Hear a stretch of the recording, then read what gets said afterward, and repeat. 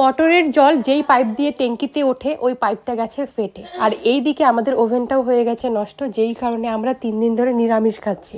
তো আজকে ফাইনালি ওভেনটা দেবে, আর এদিকে আজকে কিন্তু পাইপটা ঠিক করতে চলেও এসছে, এই 12টা-1টার মধ্যে ঠিক হয়ে যাবে। কিন্তু আপাতত আমাদেরকে এই মোটরের সাহায্যেই সব কাজকর্মগুলো করতে হচ্ছে। আমি এদিকে ছেলের কাপড়গুলো কেচে চায়ের বাসন ছিল সেগুলো মেজে নিলাম। আমাদের বাড়িতে জলের অনেকটা সুবিধা থাকায় আমরা তো কল পাম্প করি না, আর এখন না মানে জলের অভাব হলে খুব কাজ করতে অসুবিধা হয়।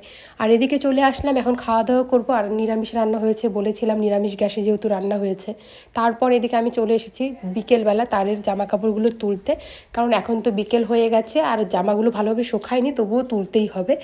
আর এদিকে মা হচ্ছে নিরামিষ বাসনগুলো মেজে নিচ্ছে, কারণ ওভেনটা ঠিক হয়ে গেছে। আর এদিকে জলের লাইনও ঠিক করে দিয়েছে, তাই আমি বেসিংয়ে আমিষ বাসনগুলো মাজছি আর মা কলের ধারে নিরামিষ বাসনগুলো মাজছে। আর যেহেতু এদিকে বিকেল হয়ে গেছে তাই দেরি না করে বাসন মেজেই চলে এসেছি সবগুলো রুম ঝাড় দিয়ে নিতে। তারপর ছেলেকে নিয়ে আমরা একটু আড্ডা দিচ্ছিলাম, মানে ছেলেকে বসা শেখাচ্ছিলাম।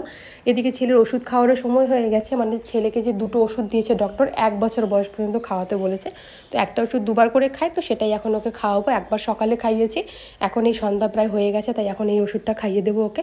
আর এখন কিন্তু ওষুধটাও খুব সুন্দরভাবে খায়, আগে খেতে চাইতো না, দুধের সাথে গুলিয়ে খাওয়াতাম। সন্ধ্যাবেলা রেডি হয়ে গেছে, যাবো বার্থডে বাড়িতে। বেবিটার জন্য একটা টিফিন বাটি আর চকলেট নিয়েছি।